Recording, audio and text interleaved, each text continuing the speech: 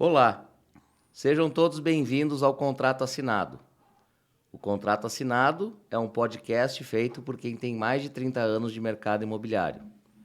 Eu sou o Vinícius Batista e durante um bate-papo bem descontraído, vamos conversar sobre dicas, oportunidades, carreiras e bastidores do nosso segmento.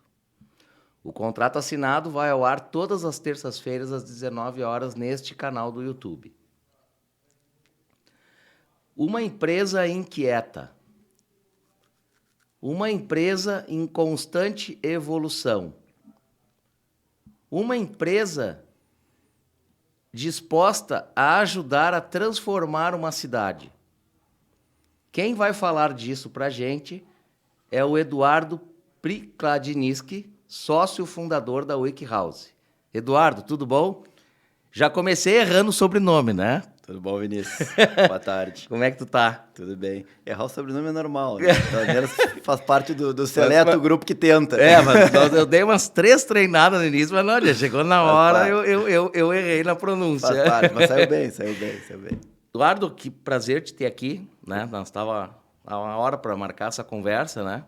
Eu que agradeço a oportunidade. E o Contrato Assinado é um programa feito exatamente para isso, para trazer pessoas empreendedoras, pessoas que se destacam no nosso mercado, que têm relevância, e tu é um cara, né, um jovem empreendedor, né, que lidera aí a WikiHouse.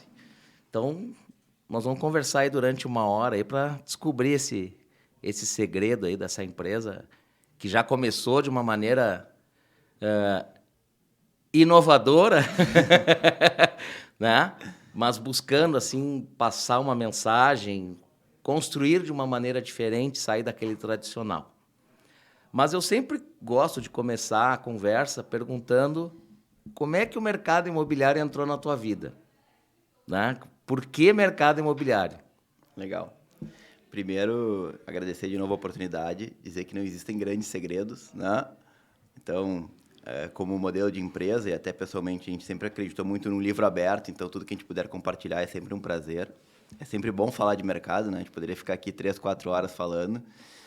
E sobre como o mercado imobiliário entrou na minha vida é bem longo, né? Porque um dos meus sócios, que é... Nós temos tempo. Temos tempo? Tranquilo. Um dos meus sócios, que é o Enio, é meu pai, é construtor há mais de 30, 40 anos. Eu falo mais de 30 desde que a gente montou a empresa. Como a empresa já está chegando quase a 10, já vamos botar que tem pelo menos 40 anos aí de mercado. Tu tá com quantos anos hoje? Eu tô com 35. Então tu nasceu no mercado imobiliário. De alguma forma eu nasci no mercado imobiliário. Minha mãe foi corretora de imóveis por muito tempo.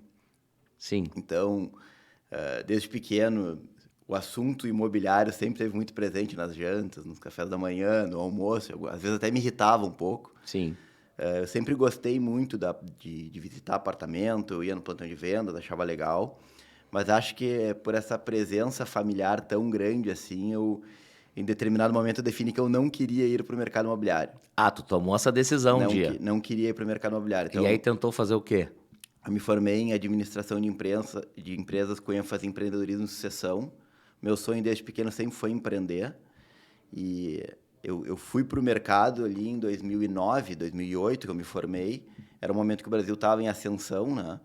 E vamos combinar que tinha assuntos muito mais legais na época, tecnologia, varejo, e-commerce, coisas que eram mais sexys, assim, mais sedutoras que o mercado imobiliário e era Tava um começando a coisa do digital, né? O digital estava começando, então eu tinha muito essa vontade de ir. E também porque em casa eu sempre escutei muito do mercado imobiliário de forma problemática a questão do ciclo longo, o risco. Vamos combinar uma coisa, né? Empreender, construir, incorporar no mercado imobiliário é para louco, né? É para louco. Empreender é para louco, mas eu acho que o mercado imobiliário é um pouco mais. Não, o mercado imobiliário é suicídio, né? O negócio... Exatamente. E aí, então, na verdade, realmente a minha ideia não era ir para o mercado imobiliário. Aí minha primeira experiência profissional foi numa joalheria, na área de marketing, numa joalheria grande aqui do estado. E eu estava com, acho que 10, 11 meses lá na empresa e surgiu uma oportunidade de entrar na Rossi. Na época, ela era, acho que, a segunda ou a terceira maior empresa do Brasil. Sim. Era uma empresa de capital aberto.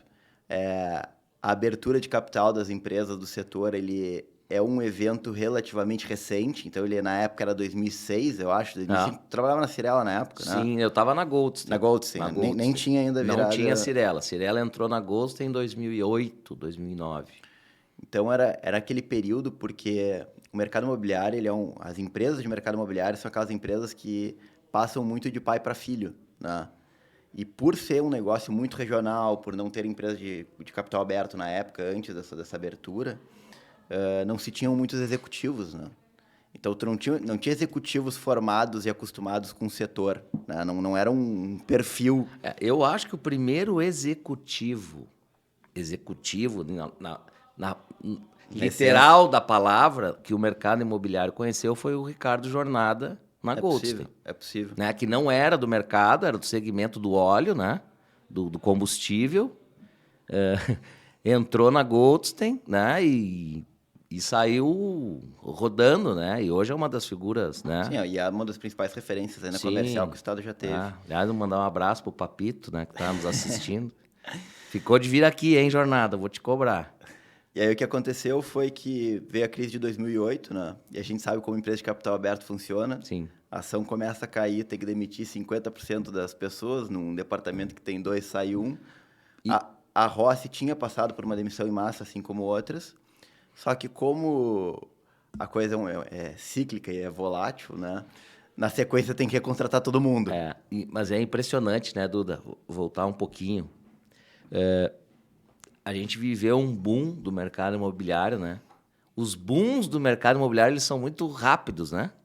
E curtos. Os momentos críticos, eles se arrastam um pouco mais. Mas foi aquela euforia em 2005, 2006, durou até 2009, e aí 2010 deu Ela durou mesmo até 2014, né? Não no mesmo, com a mesma força, mas Sim. digamos que até 2014 ele veio num patamar muito alto, né?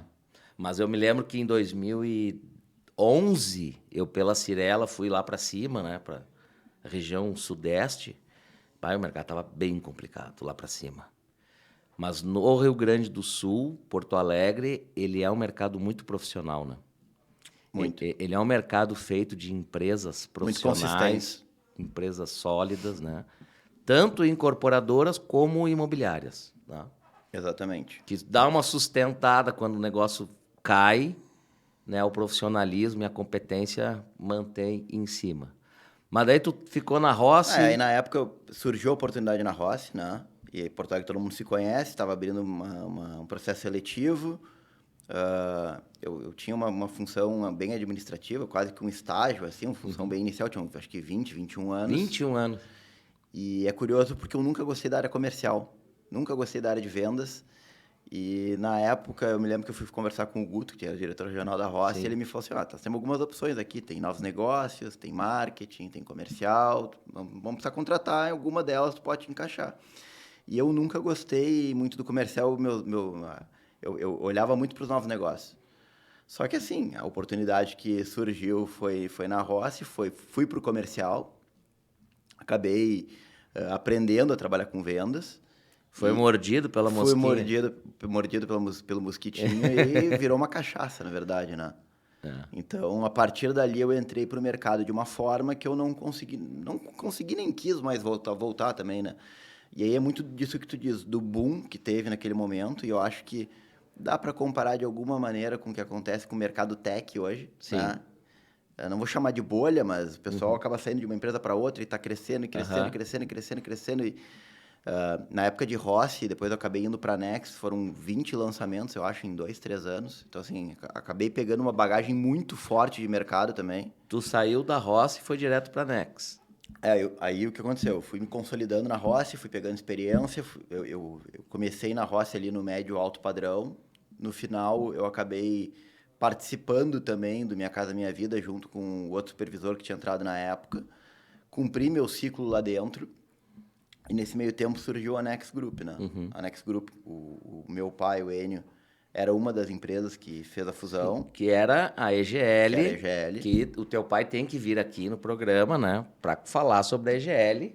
Porque a EGL, sim, a EGL marcou muito a minha carreira de corretor nos anos ali entre 94 até 98.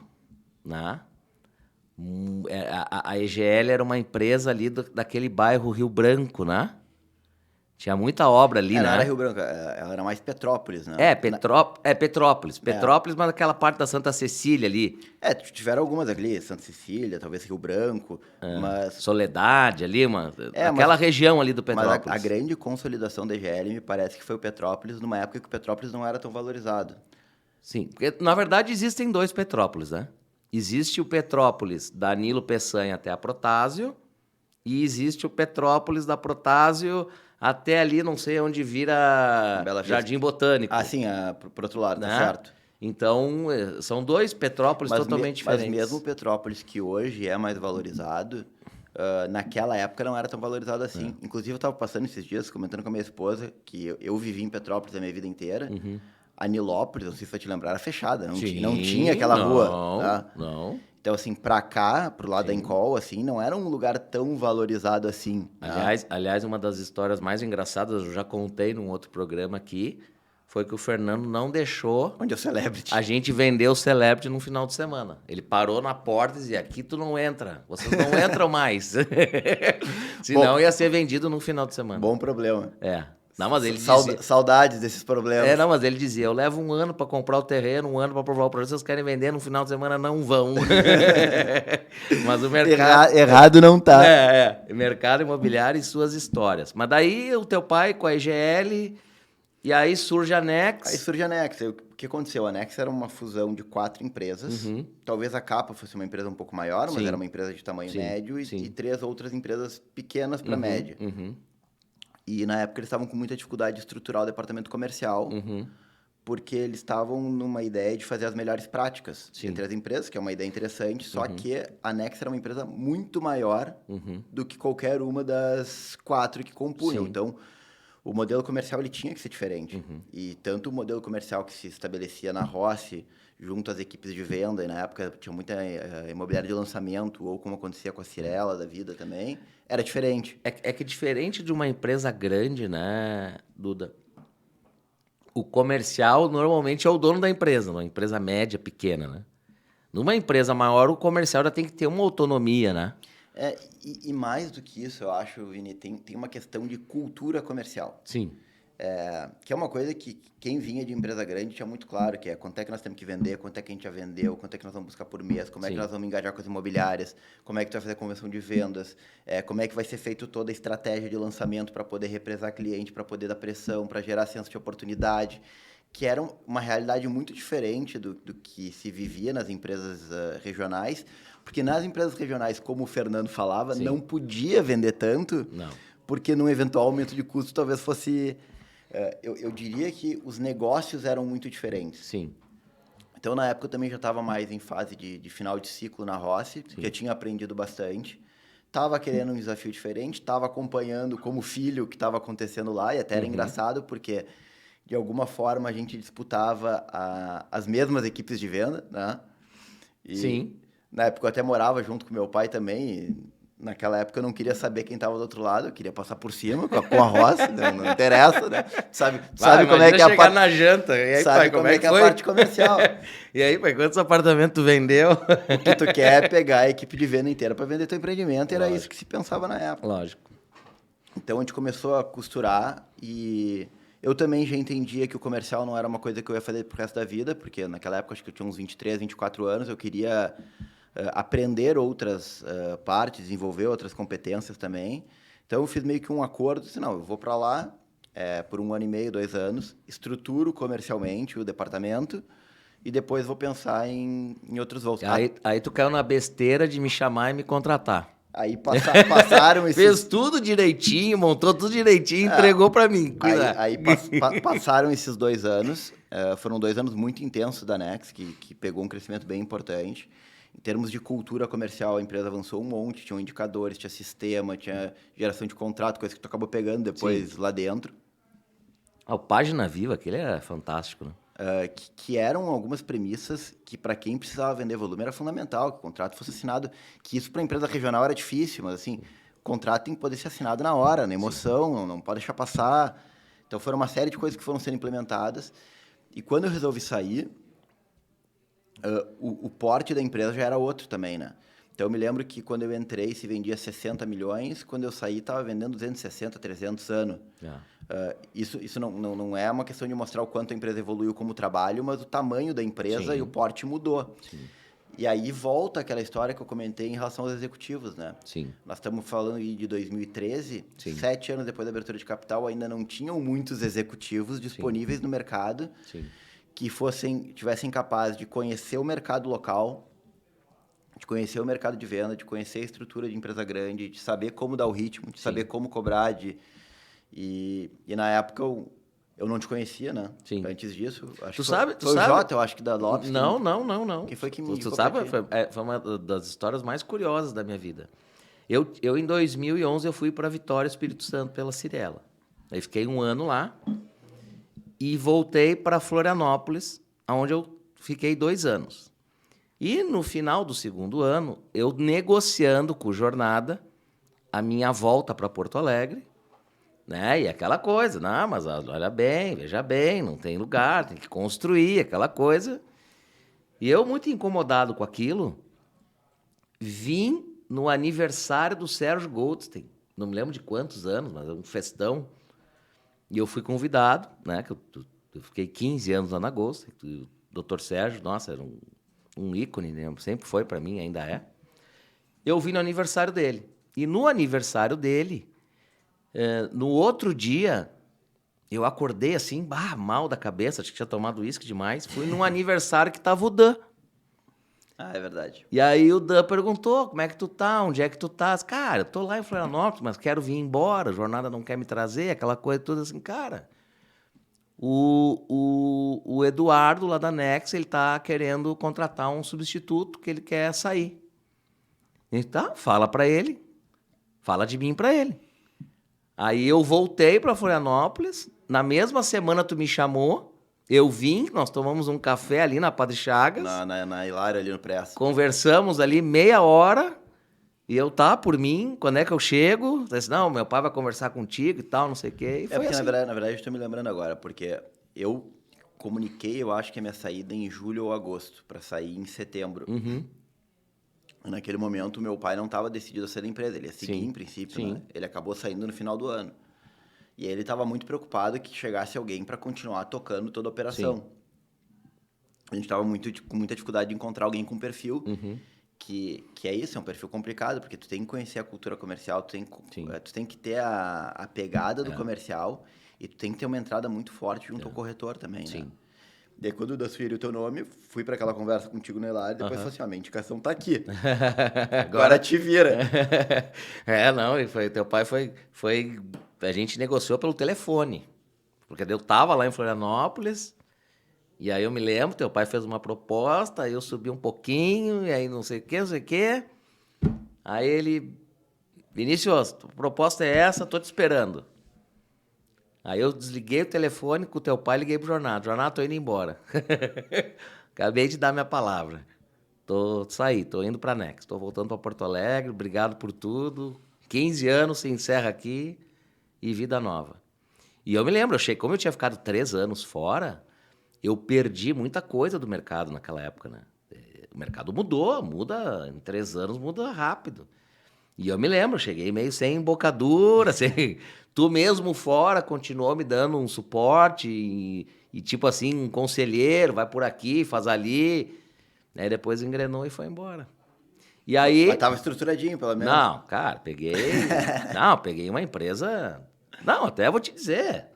Existe uma frase aí no mercado que falavam de mim que a cadeira era muito grande para eu sentar, entendeu? Isso aí eu não tinha estudado. De tão estruturada que estava a operação. E realmente, a Nex foi o grande salto da minha carreira. Eu deixei de ser um gerente comercial, que cuidava só de negócio e de corretor e de equipe de vendas, e passei a ter que cuidar de um todo, de marketing, de planejamento, né? Não é só o mês de venda. O que tu vai vender daqui a 6 meses, né? E como é que tu vai vender? Né? Porque é uma escola, uma verdadeira escola. E aproveitando aqui, te agradeço até imensamente Imagina. por ter me contratado. Mas daí, o WikiHouse, Então, aí... como que surgiu? O que aconteceu foi o seguinte, aí, ali em agosto de 2013, eu acho que, quando eu vi que as coisas estavam estruturadas, a meta do ano já estava batida, eu já estava cansado também, que eu comecei a pensar em sair, a minha ideia era justamente dar um tempo, assim. Até porque eu entendia que o modelo de venda da época não era sustentável. 2013, a gente ainda não tinha começado a... Deu um probleminha no retorno, hein? Acho que agora já arrumou. A gente não tinha entrado ainda, mergulhado na crise econômica brasileira, mas a gente já tinha indícios ruins, assim, de diminuição da velocidade de vendas. Eu entendia que, de alguma forma, as empresas do setor não tinham aproveitado o boom para se desenvolver em outros aspectos, como a forma de se comunicar com o consumidor, de transformar a cidade, de se relacionar com o entorno. Eu sempre tive a visão que o incorporador ele é um agente de transformação das cidades. E o que acontece quando a gente está no meio do boom e a coisa está fluindo e está precisando vender, as empresas elas olham para a velocidade. Elas não conseguem pensar. Acaba ficando meio burro, né? O mercado fica meio burro, olha muito para a oferta. O que o cara está fazendo do lado, vamos copiar e vamos tocar e tem que ser rápido. E tu sabe que a gente, naquela época, no comercial, tinha uma coisa que me incomodava muito, e na Nex a gente começou a mudar isso um pouco, que foi o comercial participar mais da comunicação e do desenvolvimento do produto. Não, lá ele participava da comunicação, mas não entrava no desenvolvimento do produto. Que era o seguinte, a incorporação, no geral, no mercado, desenvolvia o produto por 2 anos. Porque a gente sabe como é que é a Prefeitura de Porto Alegre. Graças a Deus, está melhorando, e o Melo está fazendo um trabalho impressionante. Ele desenvolvia o produto por 2 anos, não perguntava nada para ninguém. Aí chegava depois com o projeto aprovado, entregava para o comercial e dizia assim, olha, agora tu precisa vender isso aqui e tu precisa vender por tanto, porque a minha viabilidade está em tanto. Sim. Aí o que eu fazia? Bom, estou com um produto aqui, não tenho mais como mexer na tipologia, não tenho mais como mexer em planta, não tenho como mexer em área comum. Sim. Eu vou chamar a imobiliária. A imobiliária, aqui está o produto. Por quanto que eu consigo vender esse produto? Sim. Aí eles falam assim, tu consegue vender por X. Então, se a incorporação me pedia para vender a 7, a imobiliária dizia que vendia a 6.200. Sim. Eu disse, eu não posso lançar. Aí, o que eu fazia? Chamava o marketing. Marketing, vem cá. A imobiliária está dizendo que eu não consigo pegar o preço que eu preciso. Preciso gerar valor. Como é que eu gero? Sim. Então, como é que eu me sentia no fim das contas? Eu me sentia maquiando o produto e vendendo. Exatamente. Então, assim, eu tô falando de forma um pouco escrachada, mas o que eu sentia? Eu sentia que a gente passava o dia maquiando o produto e embebedando o corretor com premiação alta para vender. Sim. Eu me perguntava assim, cara, é esse mercado que eu quero fazer parte? É isso que eu quero entregar para o consumidor? E para mim não era o que eu queria naquela época. Fora isso, tu sabe como é que é o ritmo do comercial. É 24 horas por dia, todos os finais de semana. Pegou 5 anos direto assim, sem dormir, tomando remédio para dormir. Eu disse, cara, quero dar um tempo. Aí... E nem os remédios ajudam uma hora. Nem os remédios ajudam. Daí eu saí da empresa, né? Fui pro meu período sabático. Eu acho que vamos tirar esses negócios que tá dando... vamos... Isso, tá dando um chiado aí. Tá indo pra transmissão, chiado também? Não. Então tá. Era então só no nosso ouvido mesmo. Pra perturbar aqui, então. Então, assim, a minha ideia era tirar um tempo sabático. Nesse meio tempo, obviamente, e da mesma forma que tu, por ter muita relação com todas as imobiliárias, quando eu comuniquei minha saída da Nex, acabou chegando proposta de todas as imobiliárias do mercado. Eu ainda era bastante jovem na época, acho que eu tinha 26, não sei se chegava a ter tudo isso. E aí eu me lembro que acabou surgindo uma proposta da Foxter, que eu sempre admirei muito os guris ali, tinha uma relação maravilhosa com eles. Era uma empresa que todo mundo desejava trabalhar também, né? E para mim a empresa são as pessoas. Sim. E todos eles continuam ainda muito à frente do seu tempo. Sim. Eles me convidaram para entrar lá, eu tinha muita vontade de fazer alguma coisa com eles, até para aprender também. Acabei tendo uma experiência de 1 mês, porque eu brincava com eles, olha, não sei se imobiliária é minha área, porque eu nunca trabalhei na imobiliária. Uma coisa é tu atravessar o balcão, né? Atravessar o balcão, porque... Engraçado, é futebol, é a bola, é o campo, é a goleira. Mas tipo assim, tu para de jogar de meio armador para jogar de centroavante. É mais ou menos isso. E não. Ou de treinador para executivo e para treinador, não é a mesma coisa. Não é a mesma coisa. E até é legal isso para quem do comercial está assistindo, porque isso acho que é é uma dúvida que paira na Não. cabeça de todo mundo que trabalha em comercial de Todo incorporadora. Todo mundo. Porque o cara dá todo o suporte para as imobiliárias. Muitas vezes ele atende o cliente para a imobiliária, ele fecha a venda para a imobiliária, ele engaja, ele ganha 1/10 do que a imobiliária ganha. É, E exatamente. ele fica assim, porra, eu podia fazer o trabalho do cara e ganhar mais. É, mas e aí? Vai lá trabalhar de centroavante. Vai lá fazer a dele, É. então. Então, assim, eu tive um mês de experiência que Não, é um universo... quando eu recebi a proposta, eu lembro que eu brinquei, eu disse assim, olha, não vou nem olhar a proposta, eu vou aceitar porque eu não sei o que me espera. Sim. Se tiver ruim depois para mim, a gente acerta, se tiver ruim para vocês. É. Mas isso também me deu liberdade para um mês depois conversar com eles. Cara, não é... Eu sei que não é tempo para se adaptar a nada, Sim. mas não é o que eu quero, não Sim. é o... Acho que não tá de acordo com as minhas competências, não tenho habilidade para isso. Não, e tem uma frase, né, Duda? Por que eu vou comer o bolo inteiro se a primeira fatia já tá ruim? Exatamente. Tu tem que errar Errar rápido. e acertar rápido, corrigir Exatamente. rápido, entendeu? Pronto, não é Então- pra mim. Então, ali na questão da Foxter, eu acabei saindo rápido. Isso eu comecei em setembro, acho que outubro eu avisei, novembro eu acabei saindo. Fui viajar, passei um mês fora, voltei para Ano Novo aqui. E aí, quando eu voltei, estava na praia, o pai já tinha decidido sair da Nex também, não tinha vendido a parte dele ainda. Ele estava discutindo com o Alexandre daqui a pouco de montar alguma coisinha pequena para incorporar, eles estavam discutindo algumas outras alternativas. Sim, eu me lembro que eu cheguei pro teu pai e disse, mas como assim? Tu me trouxe, agora tu tá indo embora e eu fico como? Mas assim, É. mas não foi algo orquestrado, sim. ele foi amadurecendo, ele tinha Sim, algumas sim. divergências, acabou amadurecendo a decisão de Sim. sair. Sim. E aí, quando eu vi que ele e o Alexandre estavam se posicionando, já tinham até alugado uma sala para montar alguma coisinha, eu fui conversar com eles, olha, o que vocês estão pensando em fazer? Ah, estão pensando em montar uma incorporadora pequena. Eu disse, se for uma incorporadora, se vocês toparem fazer isso, de repente eu tenho interesse. Aí começamos a conversar, né? E aí, no fim, a gente acabou montando a empresa.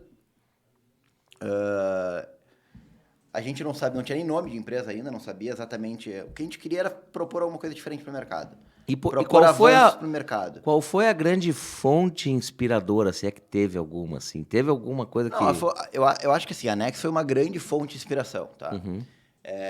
Cara, em 2008, bem antes de eu entrar na Nex, eu tinha lido um livro que é o Economics, que na época falava como a colaboração em massa podia melhorar produtos. Sim. Falava muito na questão de Linux, open source, esse tipo de coisa. E eu fiquei sempre com isso na minha cabeça do livro, de algumas coisas, alguns conceitos, um deles código aberto. Sim. De compartilhar as coisas, de trazer as pessoas para desenvolver. Então, assim, na Nex, que foi o primeiro lugar que eu tive autonomia de verdade, a primeira coisa que eu fiz desde o dia que eu cheguei, eu chamei o Faraco para conversar, que foi quem eu mais me identifiquei ali das imobiliárias. Cara, Sim. eu preciso de uma ajuda para montar o departamento comercial.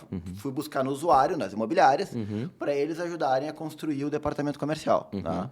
Então, o departamento comercial da Nex, em termos de sistemas, de indicadores, de produto, tudo, teve muito como fonte as imobiliárias. E o resultado foi muito rápido, porque todo mundo saiu comprometido, foi muito assertivo, e eu acho que isso foi fundamental para funcionar muito rápido. Quando a gente montou a Wiki, a nossa pergunta é a seguinte, a gente não tem como levar a colaboração num nível além, a gente não tem como levar para o nível da incorporação lá do início, que é uma das críticas que a gente fazia, para a gente parar de maquiar produto e sair com um produto assertivo, sair com uma comunicação assertiva. E, então, assim, quando surgiu a Wiki, a gente queria uma empresa que fosse mais colaborativa, que trouxesse esse ar de colaboração para o mercado, que era extremamente tradicional. Na época da Wiki, quando a gente foi estudar mercado e foi estudar as outras empresas, a gente já via um consumidor completamente diferente do que se tinha antes, e mudando numa velocidade exponencial. Então, a gente tinha essa preocupação de como acompanhar ele, ser rápido. Então, a gente pensava numa empresa colaborativa, num modelo de negócios mais horizontal e ágil. Sim. Ágil dentro do possível de um mercado que é engessado. Sim. Né? E conservador ao extremo. Então, a Wiki teve Mercado. muito como inspiração o livro que eu li ali atrás, mas um modelo de negócio que foi amadurecendo na Nex uma ideia, mas que a gente achou, bom, agora a gente tem, com a caneta e com a possibilidade de fazer de A a Z, um modelo diferente, né? E aí a Wiki, ela já nasceu inquieta em todos esses sentidos que eu te falei, na questão de produto, na questão de relação com o consumidor, da relação com a cidade. E ali a gente teve a oportunidade, desde o início, criar já uma comunicação totalmente alinhada com o que a gente pensava. Sim. E ela nasce com esse conceito evolutivo. de ir melhorando, se aperfeiçoando. Ela nasce com um conceito orgânico, assim, que tu entende que a gente não sabe de tudo, que as coisas mudam com frequência e que a gente tem que abrir a cabeça para se atualizar. Sim. É o famoso assim, a gente sabe como começa, a gente não sabe como termina. Sim. Mas tem que estar com a cabeça Mas aberta. sempre escutando o mercado. Sempre escutando as pessoas. Sempre ouvindo as pessoas. Sim. Porque assim, no fim das contas, a gente entende que tudo é sobre pessoas. Sim. Quando a gente fala sobre colaboradores e gestão, a gente está falando de pessoas. Quando a gente fala de consumidores, a gente está falando de pessoas. Quando a gente fala sobre residência e moradia, no fim das contas, a gente está falando sobre pessoas. E quando a gente fala sobre cidades, a gente está falando sobre pessoas. Sim. Né? E aí, dos produtos, né, da Wiki House, que chama, pelo menos a minha atenção, é o IO. IO. Que já são 4 empreendimentos com essa assinatura e esse conceito. Como é que nasceu o IO? O IO, na verdade, ele é uma evolução de uma série de pensamentos da empresa e de um DNA de empresa que foi avançando assim, em termos de buscar inovação e buscar arquitetura, principalmente. Tá? Conceito de fachada, né? Arquitetura. Sim. O primeiro grande produto, talvez, que tenha... que eu acho que, assim, a Wiki House ela tem um divisor de águas, que é o Cine Teatro Presidente. Sim. Por que o Cine Teatro Presidente? Porque é muito engraçado isso, né, Vini? Quando a gente montou a empresa, aí decidimos o nome, imprimimos cartõezinhos, tudo, eu estava na sala, era muito engraçado. A gente ia receber as imobiliárias, a gente apresentava o cartão, explicava o que era uma empresa colaborativa e tal, e o cara olhava para o N e falava assim, por que vocês não chamam de Nova EGL? Muito mais fácil. Então, assim, Puta, que sacanagem. no fim das contas, ninguém entendia. Cara, 2015, num ar de Porque a EGL tinha um nome consolidado no mercado, né? É importante ressaltar que a EGL é uma empresa da Nex hoje. Sim. Nós não temos A marca. A marca é da Nex. Sim. Não tem como... e também muitos conheciam pela figura do Enio. Mas vamos lá, se o teu pai chegasse assim, Chete, eu quero a minha marca de volta, ele teria dado, com certeza. Até acho que não, mas não era o caso. Era um outro momento também, Sim. né? Até porque a EGL ela acabou tendo a marca vinculada à Nex. Sim. E para tu explicar que saiu de dentro também, eu acho que era um outro momento, é uma outra cabeça também. Sim. Hoje, a Wiki House ela tem muitas coisas parecidas com a EGL, mas tem muitas coisas diferentes da EGL também. Então, eu acho que era importante um novo momento. Mas aí lá por 2015, eu resolvi que eu ia fazer um vídeo explicando como é que a colaboração podia acontecer no mercado. Então, eu vou acabar com essa celeuma que os caras não entendem, que é colaboração no mercado, e vou fazer esse vídeo. Sim. Aí a gente fez um vídeo lá com o Matheus da Inside, inclusive, na época, sim. que explicava por que a colaboração, como é que se desenvolvia o projeto de forma colaborativa e que todo mundo podia colaborar, né? E aí eu me lembro que eu estava com medo de postar isso nas redes sociais, porque eu disse, pô, daqui a pouco vai vir uma puta adesão de pessoas querendo ajudar e eu não vou conseguir dar conta. Sim, né? Lógico. Preparei toda a empresa para postar no dia, receber os formulários de interesse e tal, postamos, nunca veio nenhum interessado em ajudar. E aí, por que eu falo que o presidente é o grande divisor de águas da empresa? A gente tinha comprado um antigo Cine Teatro de Porto Alegre, da Benjamin Constant, e a gente resolveu que lá nós iríamos fazer um projeto totalmente colaborativo. Então, a gente já tinha chegado numa tipologia de unidades e a gente disse, não, vamos chamar usuários de apartamentos, pessoas que moram em apartamentos compactos, para essas pessoas nos ajudarem a co-criar um novo conceito de produto voltado para a geração Y. E aí a gente fez os workshops, eu contratei até a Israel na época para desenvolver a metodologia, fazer todo o processo. A gente fez um workshop com trade, outro workshop com consumidores, e desses workshops saiu o conceito de co-living. E aí o que aconteceu? Antes de apresentar para o mercado, eu resolvi que eu ia fazer um evento para apresentar para quem co-criou com a gente em primeira mão, para conhecer antes. E a gente fez um vídeo contando como é que foi essa cocriação, não como um vídeo de marca, mas um vídeo para apresentar para essas pessoas. Então, a gente fez um evento na Pandora, umas 40 pessoas, e divulgamos o vídeo nesse dia. Cara, acho que teve 30 minutos entre eu sair da Pandora e ir para o aniversário do meu tio no Morro Santa Teresa. Deu 30 minutos. Quando eu cheguei lá, eu abri meu celular, tinha 300 compartilhamentos espontâneos. Poxa. Eu disse, opa, tem alguma coisa estranha. Cheguei na empresa no outro dia, cara, tinha mensagem de empresa do Rio, de São Paulo, do Recife. Vamos lá, né? Não tinha Instagram. Não, Facebook. Só Facebook. Na época que o Facebook entregava. Sim. E as pessoas assim, cara, que legal isso aí. Finalmente chegou uma empresa no mercado para enxergar o mercado de forma diferente, de forma colaborativa. Eu quero conversar contigo, eu quero ajudar, eu quero isso, eu quero aquilo. E a empresa começou a a impulsionar, né? E começou a ter muita visibilidade, pelo que tu me perguntou antes de chegar aqui, sobre a inovação. Sim. Ali a gente começou a ser percebido como uma empresa inovadora. Sim. E o que foi Teve mérito, mas teve o golpe de sorte também. Aquele grupo que estava lá sugeriu conceituar o produto como co-living. Disse, isso aqui que nós estamos conceituando é um co-living. E na época ninguém sabia o que era co-living, nem eu. O que é um co-living? Não, co-living é uns caras que tem tipo um hostel e tal. Isso aqui é muito parecido, áreas compartilhadas. A área privativa dentro do apartamento menor e reduzido, tu só bota banheiro, churrasqueira e cozinha, e lá fora tu pode usar tudo. Um lugar para tu conviver, conhecer pessoas. Isso aí foi em que ano? Foi 2016. Pois é, em 2016. Hoje é natural falar de ambiente comercial hoje, né? Também. Mas olha assim, é comum o comercial. Naquela época, tu lançou um residencial assim. Não. E aí o que aconteceu? E aí que eu digo que tem um golpe de sorte do timing. Né? Sim. Nós fomos do primeiro co-living do Brasil. Ah, que legal. Então, cara, assim, com pouquíssima assessoria de imprensa, a gente teve assessoria de imprensa por uma época, quando a gente já não estava mais com assessoria nessa época, a gente foi parar no Mundo S.A. da Globo News, por exemplo. Porque, óbvio, os caras... Começou a surgir a tendência do co-living. Os caras procuravam no Google, só tínhamos nós lá. E aí eles entravam em contato com a gente. Saiu em 500 veículos de imprensa. Que bacana. Eu acabei dando palestra no Brasil inteiro sobre o case do co-living. Que bacana. Então, isso acabou botando muito rápido a Wiki no cenário de inovação. Só que por que tu perguntou do IO e eu tô falando do presidente? Porque uma das grandes dúvidas que eu tinha dos workshops é o seguinte, tu vai botar um cara que nem o Enio, que nem o Alexandre, que sabem tudo de mercado. Sabem tudo de incorporação.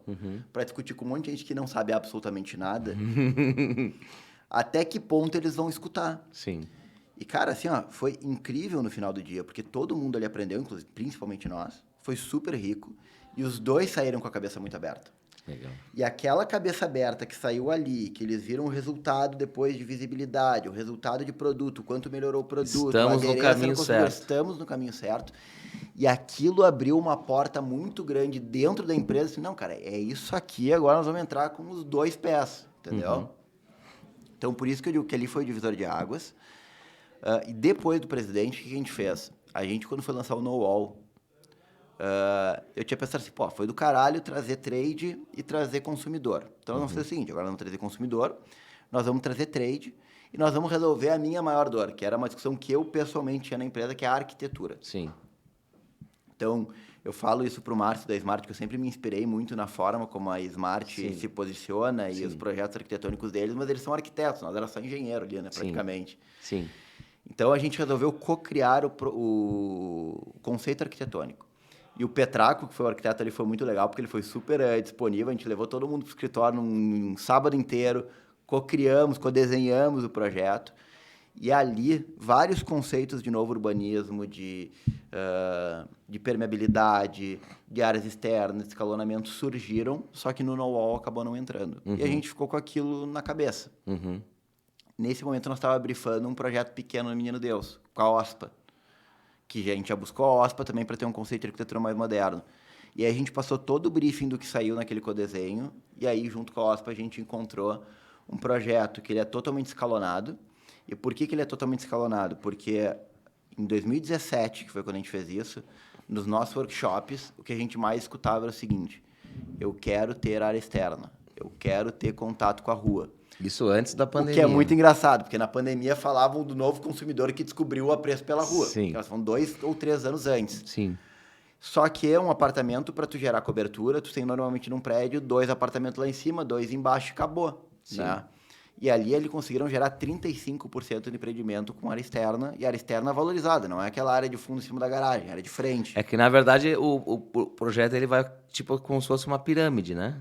O apartamento em cima acaba sendo menor. Na verdade, não, tu vai diminuindo o número de apartamentos por pavimento. Sim. Então, tu vai tendo, sei lá, 8 no pavimento tipo, mas também 7... tu diminui o número de apartamentos, não o tamanho dos apartamentos. Não, aí depende da implantação de cada um dos projetos. Depende Exatamente. E isso tudo, além de tudo, trouxe uma arquitetura que era o que eu mais cobrava, que eu achava que a gente tinha que ter uma arquitetura contemporânea, que era uma coisa que o cliente vinha pedindo. Então, o IO marcou essa mudança e o IO nos deu condição de começar a entrar em terrenos em permuta, que o permutante olhava e disse, não, eu quero esse projeto aqui. Aí o cara oferecia, sei lá, 25% de permuta, nós oferecíamos 24%, ele disse, não, mas esse produto aqui vai valer mais que o outro. Me corrige se eu estiver errado. Normalmente, o terreno chega na mão do incorporador e o incorporador vê o que cabe, o que eu vou ganhar mais dinheiro, não se preocupam tanto em fazer um produto bacana, né? Fazem aquilo que vai trazer maior rentabilidade. Vocês não, vocês têm um projeto que querem replicar e aí vocês buscam um terreno que se adeque ao projeto. É um pouco... É um pouco de cada coisa, mas assim, primeiro, eu brinco que em Porto Alegre, com as dificuldades do plano diretor, a gente não pode se dar o luxo de ter o produto ideal Sim. e sair buscando terreno, senão não vai comprar terreno. Sim. A gente define as regiões que a gente quer, né? É importante entender também que a rentabilidade do construtor, ele tem duas premissas que comandam, basicamente. Quanto vai custar a obra e por quanto tu vai vender. Sim. Tô falando isso porque, de alguma forma, o comercial poderia mandar a engenharia, desde que garantisse o metro quadrado de venda. Sim. Tá? O que a gente sabe que hoje é muito difícil. Sim. Né? É uma loteria. Quando a gente começou como empresa, a gente entendeu que nos primeiros 8 anos a gente precisava consolidar a marca. Né? Então, eu precisava ter um volume de empreendimentos maiores. E a gente se posicionou em terrenos que as grandes não entravam. Então, a gente queria localizações privilegiadas, a gente estava entrando em terrenos de 20 de frente, de 21, 22 de frente, que aí são terrenos meio parecidos. Nesse caso, o IO cabia. Nesse meio tempo, a gente comprou os terrenos e não botamos o IO. Sim. Então, assim, a gente não procurou por ser o IO. Só que o IO acabou sendo uma bandeira da empresa para mostrar para o cara que não conhecia a marca, ou que antigamente a gente dava a referência de ir buscar EGL, ou então, depois do presente, a gente acabou ficando marcado como uma empresa que só fazia empreendimento muito pequeno para geração Y. Sim. De que a gente tinha repertório. Nós temos um repertório de arquitetura, nós vamos conseguir entregar valor, vem para uma permuta aqui que tu vai conseguir um metro quadrado desejado lá. Sim. Né? Então, a série O acabou ficando de pé em terrenos que chegaram, que para nós fez sentido, e mais, os IOs não são iguais todos eles. Eles têm o escalonamento como o que... Talvez os 2 pontos que convirgem entre os 4 IOs é o escalonamento e a arquitetura. Sim. Mas cada um tem sua personalidade, cada um tem sua área comum diferente, cada um tem sua localização, cada um tem o seu porte e alguns têm metragens diferentes. Falando um pouco de localização, quais são os bairros assim que a Wiki House atua, tem vontade de atuar, gosta de atuar? Existe assim ou... Hoje a gente está muito focado nos bairros mais consolidados da cidade. A ideia não é nenhum bairro em desenvolvimento para o tipo de produto que a gente traz e para o tempo de retorno. Então, a gente trabalha naqueles 13 bairros que conversam em Porto Alegre, que é Auxiliadora, Montserrat, Petrópolis, Bela Vista, Boa Vista, Rio Branco, Santa Cecília. A gente se desloca um pouquinho, mas a gente gosta muito do Menino Deus. A gente busca muito lugar onde o poder aquisitivo seja grande e que tenha vida em volta, comércio em volta, walkability, que tenha um conceito de bairro, assim, isso para nós é bem importante. Zona Sul, assim, por exemplo, já foge um pouco. Zona Sul a gente não entra porque a gente não domina. Porque, assim, o risco do nosso negócio ele é muito... É outro mundo, né? O que acontece?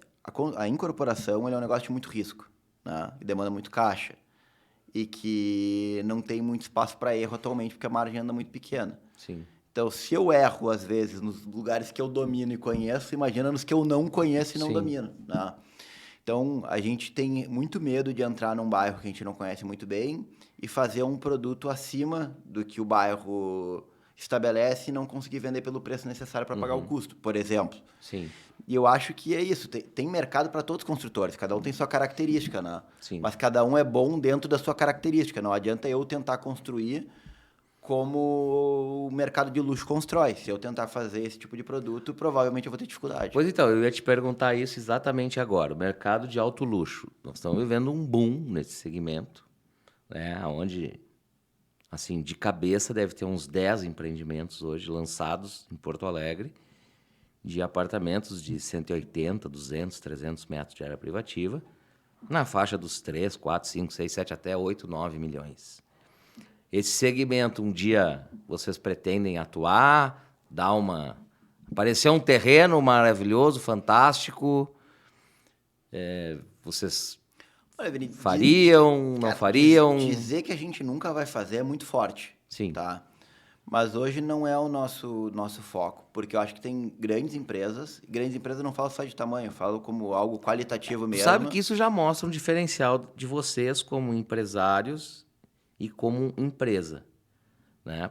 Porque às vezes o cara não desperdiça uma oportunidade, vai lá e faz. Vocês não, vocês têm um planejamento, vocês têm um conceito e vocês são regrados dentro disso, eu tô percebendo. Até não seria esse ponto. Como marca, para mim, seria um prazer assinar um Varanda, por exemplo.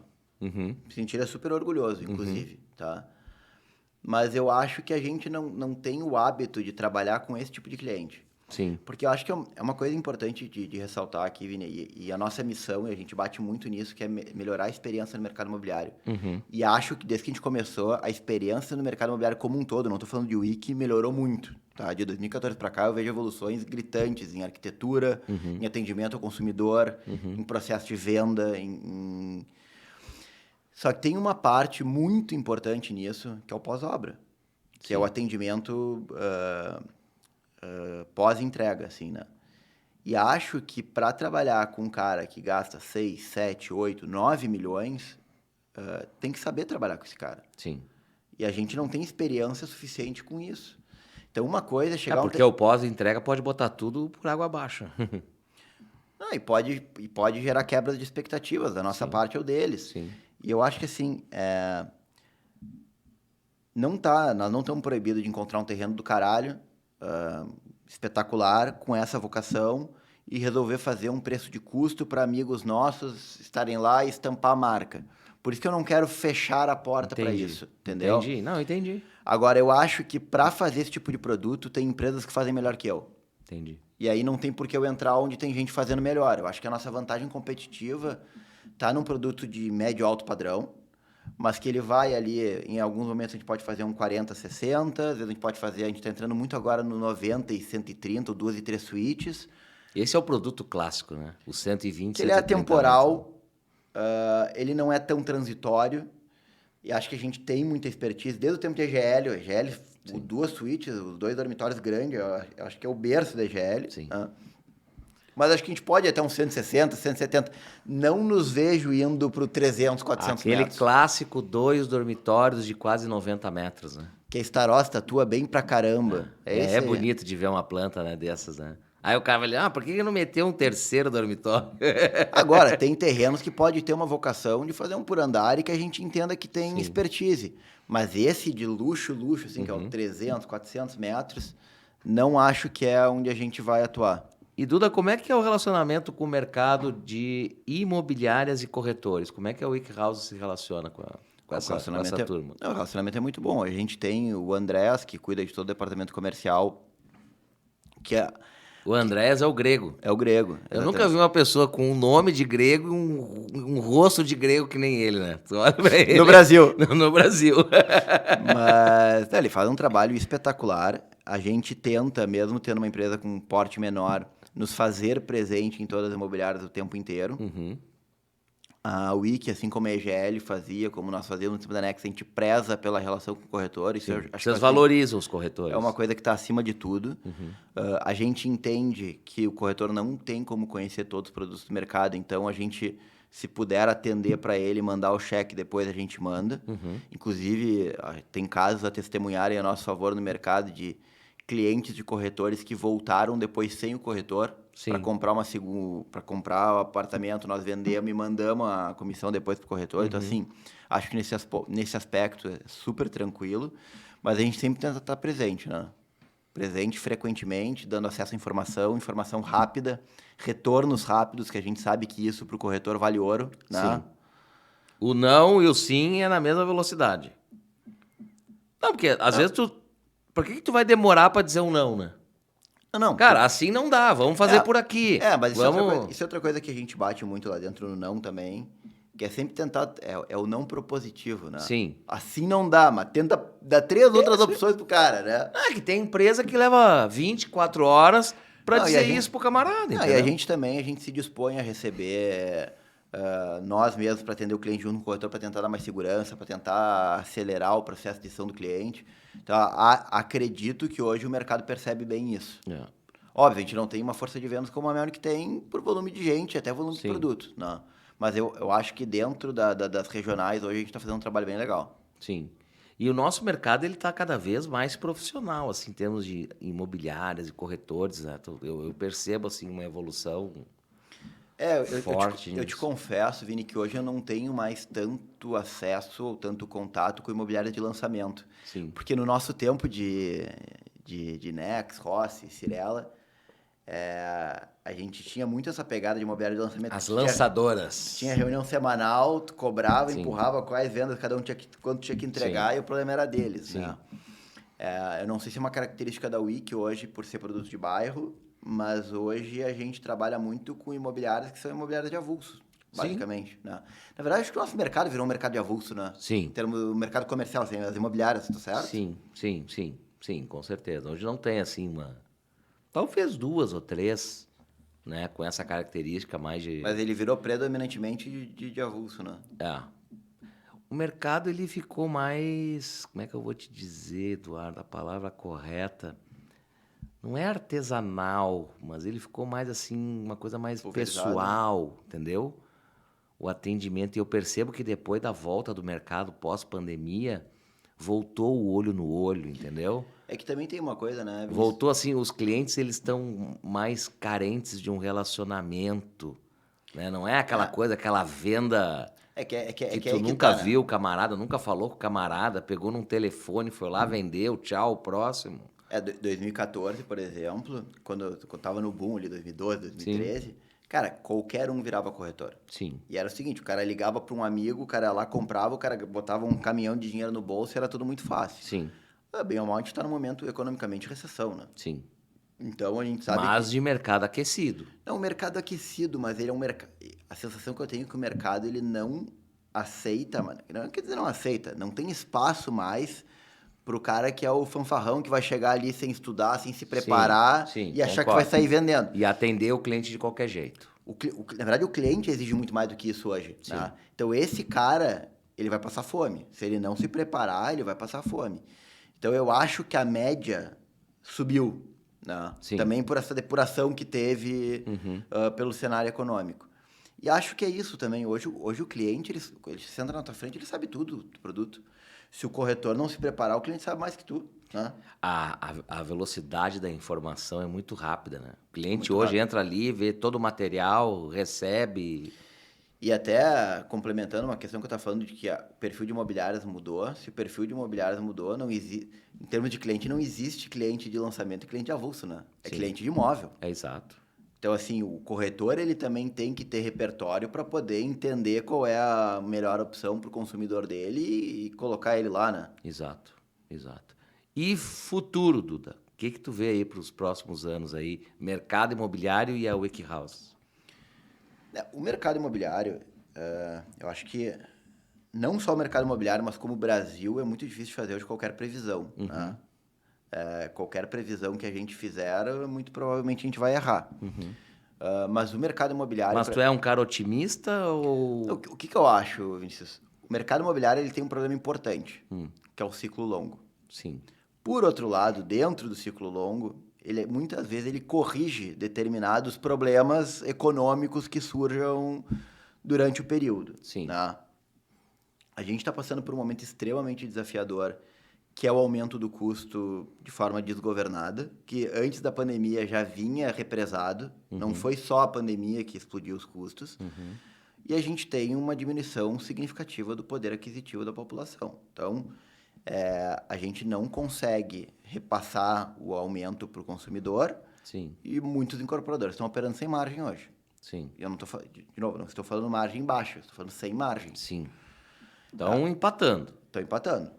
E às vezes é do negócio tu trocar dinheiro por um tempo para estabelecer. Eu acredito que o novo sempre vem antes do aumento em relação ao usado, né?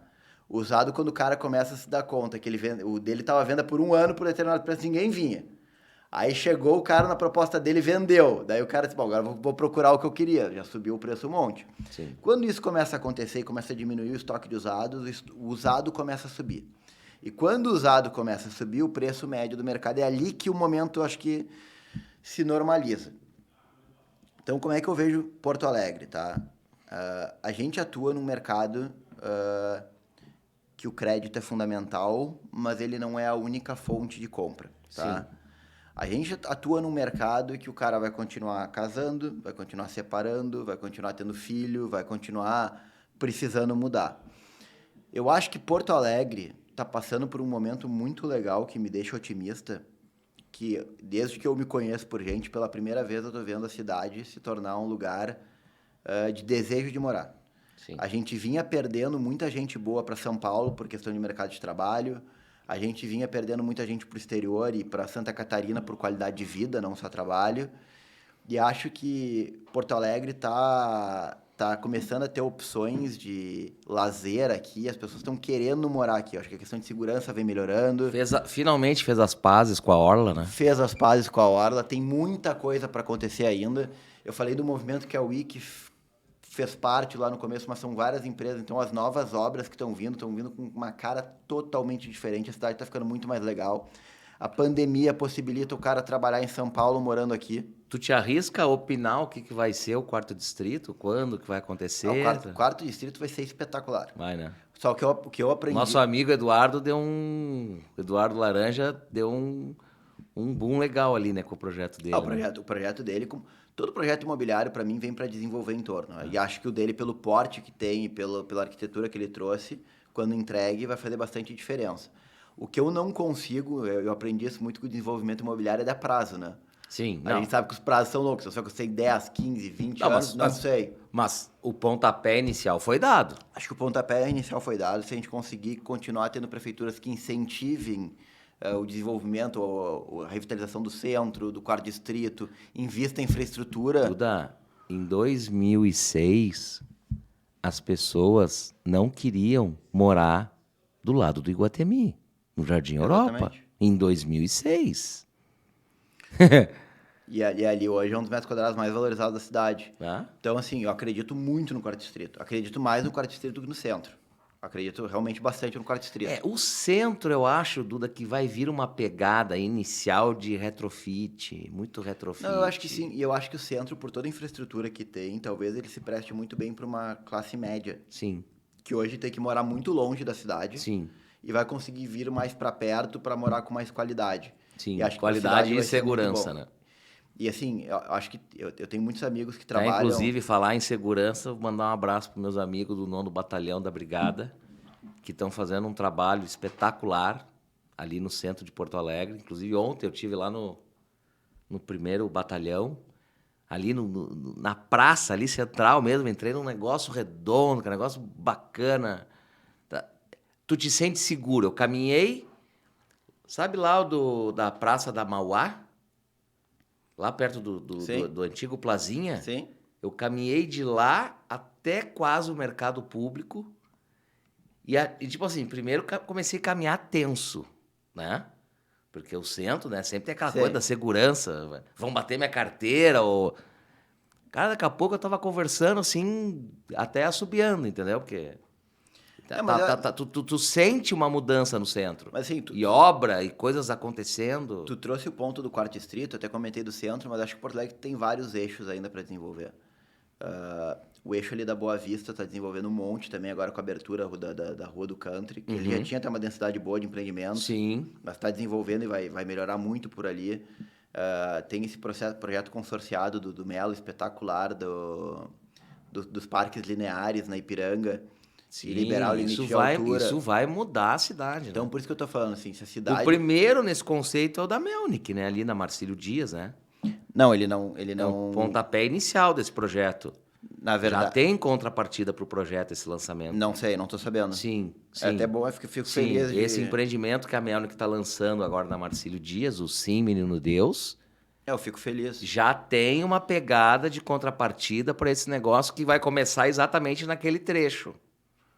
A revitalização da Ipiranga começa naquele trecho ali do Praia de Belas. Sim, que vai estar junto ao fórum ali. Exatamente. Então, assim, eu particularmente estou num dos momentos da minha vida que eu mais estou acreditando na evolução da cidade. Eu acho que nós vamos conseguir reter pessoas boas aqui. O Instituto Caldeira está espetacular. É um negócio assim, ó, inacreditável a quantidade de pessoas qualificadas que eles conseguem ter no mesmo lugar. A questão do trabalho remoto, justamente poder trabalhar em São Paulo morando aqui. E aqui lembrando que nós estamos a 1h30 de Gramado, que é o pacote turístico mais vendido do Brasil. Nós estamos do lado de Bento, que é expoente na questão das espumantes. Nós estamos do lado de Santa Catarina, que são praias maravilhosas. Assim, morar aqui está tendo cada vez mais valor. Tu sabe, Duda, que essa semana eu fui chamado, fiquei muito feliz com o convite, para conversar com o Daniel Soiberman, Sim, da Anshan. da Anshan, e com certeza eles vão te chamar. Se não te chamarem, eu vou te chamar, porque a ideia é montar um núcleo na Anshan com essa pegada de desenvolvimento imobiliário, de exatamente isso tudo que tu fala da WikiHouse, colaborativo, né? Troca de experiências, de informação, como podemos fazer melhor, como podemos transformar a cidade e as empresas. Os guris estão com essa batida aí, eu fui lá trocar um papo com eles. Então, assim, ó, trazendo para a pergunta que tu tinha me feito, eu acho que, assim, eu estou muito otimista em relação à cidade. O público que a gente busca atingir, eu estou sentindo que nós vamos conseguir segurar mais ele aqui. E ele vai precisar morar, vai querer morar bem, e eu acho que nós vamos ter produto para oferecer para eles. Como empresa, a gente está fazendo um movimento agora de reduzir o número de obras. A gente tem 8 ou 9 obras para fazer nos próximos 2, 3 anos, que para nós é um volume bem expressivo. Bacana, hein?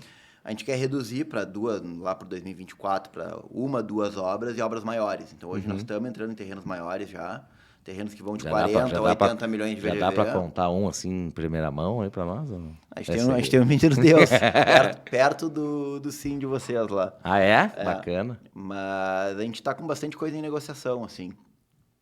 Mas o que a gente entende é isso. É tentar ser mais eficiente, tentar entregar mais valor para o entorno. Hoje a gente está preparado para isso, se nos estruturamos para esse segundo passo, com a empresa com a marca já mais consolidada também, né? E a gente está muito satisfeito com a evolução, assim. Tu comentou da Anshan, o Sinduscon está num movimento diferente também. Também mudou, né? Mudou, tá numa pegada muito legal, tá ativo, tá enxergando o papel que ele tem na cidade, além da geração de emprego e renda. Eu até sugeri pro Dani procurar o Sinduscom, porque realmente as coisas estão mudando. Então, assim, ó, eu acho que regionalmente nós estamos num momento muito bom. Se a gente conseguir fazer as coisas andarem na velocidade que estão acontecendo, eu vejo um futuro muito bom, tanto para a WikiHouse como para o mercado imobiliário de Porto Alegre. Mas, óbvio, para o mercado imobiliário ajustado, assim, né? Sim. Eu não acredito mais naquele boom que a gente viveu em 2009, 2010. É outro formato. É outro formato, outra expectativa, bom produto. É uma evolução. É uma evolução, exatamente. Eu acho que a gente aprendeu muito naquele período. Sim. Assim como nesses 8 anos de Wiki, nós aprendemos muito também. Sim. Principalmente o que a gente quer, mas acho que acima de tudo o que a gente não quer. É. Então, assim, hoje a gente tem muito claro isso, e isso eu acho que é fundamental para construir o norte, né? Bacana. Duda, infelizmente o nosso programa chegou ao fim, tá? Quero te agradecer aí a participação, te dar os parabéns, manda um abraço pro teu pai, pro Alexandre, para toda a turma lá. Vida longa para a WikiHouse e vamos continuar transformando o mercado e a cidade aí, que muito obrigado. É bom para todo mundo. Vamos junto. Muito obrigado. Valeu.